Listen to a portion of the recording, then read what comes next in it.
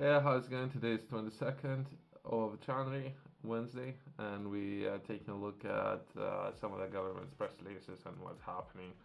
In today's video, we may or may not be taking a look at perhaps some of the opportunities, if not, perhaps some of the developments. We're going to be taking a look at some of the sectors, including education, as well as some of the government, how government is monitoring and looking after developments and policies, as well as I thought it might be of interest in taking a look at three different governments and some of the developments when it comes to some of the projects that the governments are doing. That with Lithuania, Czechoslovakia, and Norway, I believe, the last article. But anyway, let's begin by taking a look at first press release, that will be UK. And we're going to be taking a look at education sector, outlines plans for modernized education sector with software solutions, including AI, a lot of sectors. Even yesterday, I was taking a look at some of the European governments who are looking to increase number of personnel. Again, we're looking to increase and hire more people. I don't know what's happening there. Unless they're hiring IT professionals, I don't understand why they would hire more teachers, and later there would be a lot of people complaining that they're not getting paid enough, all these kind of things. Where a lot of those problems could be outsourced to software, right? I haven't read this article. Let's read it together and let's try to understand something that will be published today. Education Secretary to announce plans for digital revolution in schools. I know, okay, there might be particular school that might be looking to pilot some of the developments, right? The Department of or for Education is hard building a digital revolution in education as education sector. Okay, sure. Okay. Okay, I got it. We'll set out the plans to take up this great new technological era to modernize our education systems. Back our teachers and all deliver for our children. Great, because I don't know who had amazing experience in teacher and know what it's like when you not necessarily uh, have the best experience in your educational school years, I would say. And then you're considering software and how so many problems could be solved in early age. But anyway, delivering the keynotes address at there's a particular event that happened January 22nd. She will set out or will happen set out expensive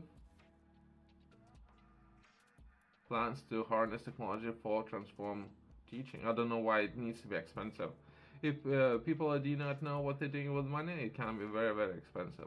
She will tell that, or perhaps continue to hire so much personnel in the long term is going to be more expensive. But anyway, she will tell that delegation how technology will be revolutionized by the way that sector engaging with the tech at early stage, breaking down barriers to opportunity while ensuring every student and teacher can access the tools they know support they need to succeed from knowing what tech sure sure to buy all the way throughout the teacher training and all classroom usage. She will set out a raft of measures that will cut throughout costly and more time consuming processes and will help drive high and will rise standards in education. Okay. Let's rephrase it, right? So perhaps there might be new ways, but a lot of people might need to take on something or do more compared to what they're doing right now. A lot of people, there's a lot of comedians making a lot of fun, but anyway, let's not go there for now. Let's take a look at technology and perhaps how formula that many people might use is how one teacher would be able to teach not necessarily 20 people, right, at the same time. How one teacher would be able to teach 500, 10,000, 20,000, right? By doing so, they can increase how much they will get paid, right? And so perhaps that's a different formula that a lot of software, in this case technology, would be able to solve for those teachers, right? Yeah, a lot of people are doing great work. We just perhaps handful of teachers, and there's that might leave a bad taste, I guess, and experiences, right? Not necessarily history teachers. Usually, history teachers might make one way. Let's progress. Let's take a look at other developments, right?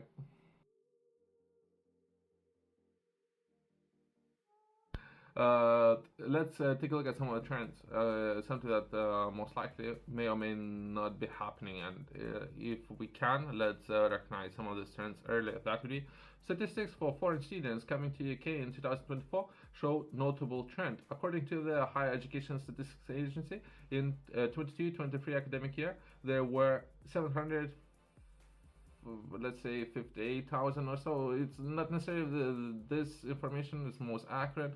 Some of the figures suggesting different statistics, but anyway, roughly right, about 758,000 international students studying in UK higher education institutions. However, recent trends suggest that there is a decline. A British council reported indicates a significant drop in international students visa insurance, with the growth dropping to nearly zero by the third quarter of 2023, signaling the end. Oh, okay. I just look like not necessarily why. Well, what you're looking to understand numbers, right? We don't need a reason why. There was a report decreasing in international students numbers for 2024, with a 33% fall in study visas issued compared to the previous year. So roughly about 33%, right? Third. So I don't know if it's accurate. It's very hard to trust these numbers. Then it's third, but anyway, let's forget. The UK Home Office data shows that 44% decrease in study visas applications for the first quarter for 2024, primarily affecting students from the markets. Okay. Very populated governments. That's information I was taking a look at previously. So 44% decrease. Some of the statistics suggest 33% decrease, which is massive. For how much money? Some of those institutions were generating for UK's economy. We just take a look at prosperity and economy. If so many businesses, if we reflecting and coming back to how those businesses would be able to take capital and invest in technology and or upgrade and or improve skills of current personnel that so many institutions might have, if they currently suffering a lot of loss of capital, right? Particularly when it comes to perhaps they do have a lot of revenues, but when it comes to international students, there's a massive decline in interest, right? Or people who like to study in UK. As well as when it comes to business and or business opportunities, a lot of businesses might be interested in hiring skilled professionals, including some of the sectors like clean power sectors.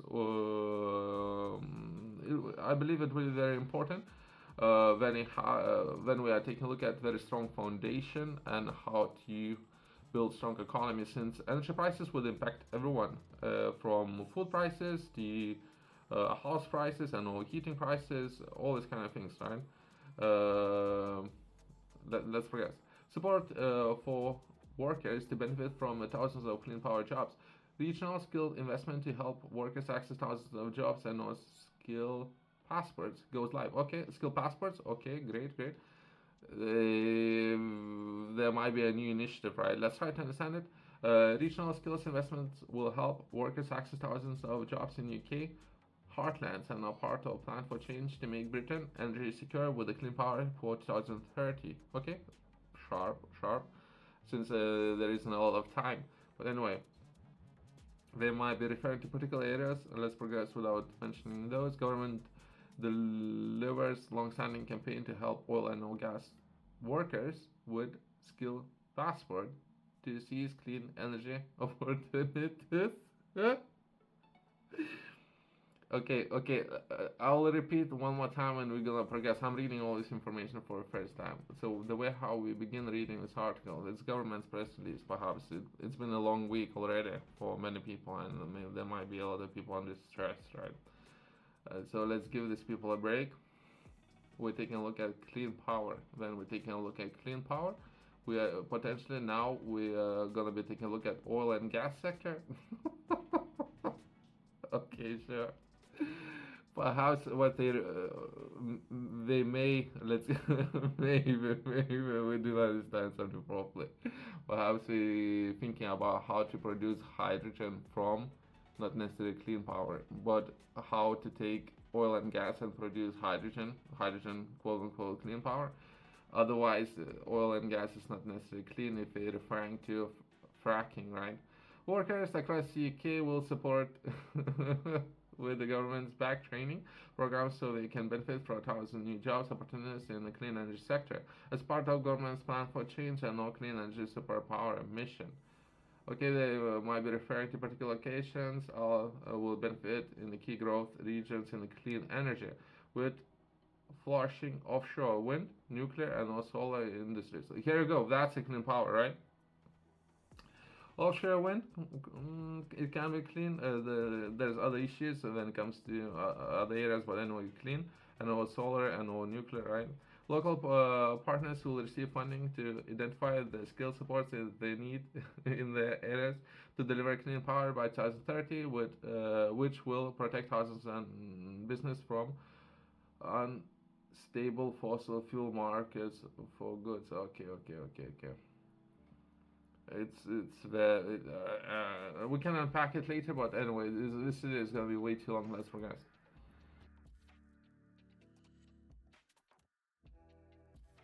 Let's take a look at next press release. It's something that we were taking a look at previously, and then it was released. Then UK's competition regulators to investigate Google amidst concerns.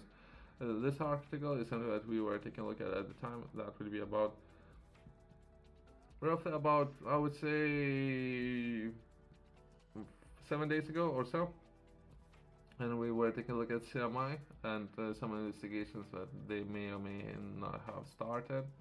And from there, we can progress and take a look at yesterday's article that the government, our UK Competition Watchdog chair, that the chair for UK's Competition Watchdog has been ousted by the government minister who felt that Competition or Markets Authority, the CMI, has failed to convince them it was sufficiently focused on growth.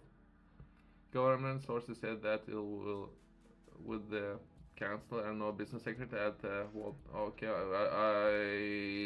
I'm not supporting any of those forums, right? Trying to drum up investment, the government wants to send a signal that it was serious about the growth. Okay. The CMI recently held up merger between there's two companies networks with I'm not involved in any of those I'm not looking to paint any pictures. What I'm looking to understand, I'm just reading all this information for the first time, by the way, right? Who has chaired the CMI since 2022 will be replaced on the interim basis by former boss of Amazon. The CMI chief executive. There's a lot of names and other regulators meet with the councillor. The week to deliver the ideas on how to stimulate growth. So perhaps we can take a look at government's press release, right? And let's take a look at yesterday's press release. Started with former Amazon boss. I don't know why we need to promote this business, but anyway, name interim chair for CMI. Will lead CMI on its mission to support growth for UK.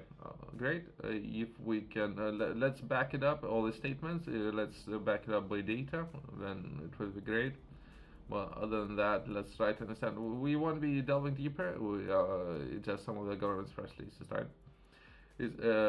Some of the bullet points, we're gonna skip those. In a bid to boost growth and support the economy, 21st of January 2025. There might be a name. We're gonna be progressing without a name. Chair of the Competition and Market Authority, currently director of will bring a wealth of experience in technology sector and no former country manager. There's private businesses. It comes off the back of the meeting of the country's leading regulators with the business secretary and all councillor who have asked to tear down the barriers hindering business and all reinforce the efforts of promoting growth. Great, I guess, but just some people making a lot of decisions tonight. In the coming weeks, the Department of Business and Trade will set out the process to recruit a new permanent chair for CMI. So perhaps they would be taking a look at how to boost the economy, right? Anyway, Let's take a look at next press release. That will be service center to produce forklift truck parts. That would be 27 million service center supplying forklift truck industry has opened. That would be British Steel. Overall, this particular industry would be very important when it comes to manufacturing, and more companies using British Steel if possible. But then it comes to price, I know the price should be competitive price, right? Hub has been built in existing which currently employs about 300 people.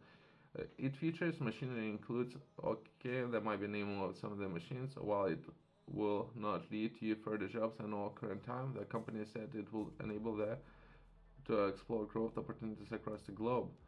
The investment in the part of British Steel's special profile business at all, or there might be a name of location specialized in manufacturing parts for each moving forklift, shipbuilding, and or mining markets, right? So I thought those particular markets would be very important, and perhaps one of the energy markets, something that we have covered already, is in Thai industry. It's good. It perhaps a lot of people have started taking a look at this industry 2 years ago, 3 years ago, and just now they managed to secure perhaps finances, right? Since these steps had to be made a long time ago. Just to close this video off on a high note, let's take a look at 3 different projects. It's something that would be sent to me. Let's try to understand it and what's happening. The first one, something that we published yesterday. After Lithuania is developing its own patrol ship project. Anyway, Lithuania shipping company, is developing a project for advanced patrol ship Perkunas in cooperation with foreign partners. There are some statements, but as of now, perhaps it's just an excited project, and there might be a lot of developments happening. That would at the Lithuanian Navy request, a local shipbuilding company, there might be a name of the company. I don't know. This company has started developing a national patrol ship, creating concepts for promising vessels. This is the first project of its kind for Lithuania's company, so that the work begin carried out in cooperation with the Danish company. When they're taking a look at design, it is expected to be built in the local shipyard. Great. We can follow up and take a look at some of those developments and more progress. Then they're gonna have more details available, right?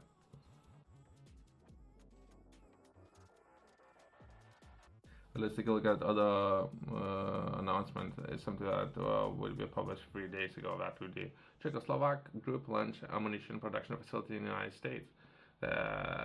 We were taking a look at previously some of the contracts and the way how some of those contracts were secured. In particular, I believe we were taking a look at the 155 millimeter contract, but there might be part of a larger contract, and who have secured that contract. And usually those contracts have been secured for period roughly about 10 years, but it depends, right? So if anything, let's try to understand it. That would be Czechoslovak Group has opened a new ammunition manufacturing facility in the United States. This subsidiary, or there might be a name of the company, has become a new branch of Czech company in the United States, as its headquarters will be located in St. Petersburg, Florida. A newly formed division specialized in maintaining, repairing, and all producing medium and all large caliber ammunition. The company aims to become one of the key supply chain and all United States Armed Forces and gain foothold in the sector. Great, if we can do it, I believe there might be a part of the larger strategy and something that we were taking a look at previously about 2 weeks ago. Great that they're working and all their hard work is being recognized, right? Let's take a look at the last article and let's close this video. And this article is something that we will publish 11th of January. USA wants to reopen operational on South Norwegian underground naval base. It's kind of great, I guess. It's very hard to dig underground, I believe, and even if we are taking a look at perhaps digging into the rock, I guess that's what we're taking a look at, and there might be a lot of developments, and now some of those projects can be very expensive, by the way. But anyway, United States wants to get the underground Norwegian naval base, under its control, The name of the project base is a unique military facility located between Norwegian and Barents Sea, which much of its infrastructure located inside the cliffs. I don't know. I guess I don't know how much of that information many people have access to, whether after closing in 2009, the base was put up for rent, but in 2021, or its operation was particularly resumed in the interest of Netherlands. Okay, okay. Perhaps there's a lot of use for this. They're saying base, but perhaps there's a lot of things that can be done there. I guess it depends of imagination, right? Let's close on that. Thanks for watching. See you next one.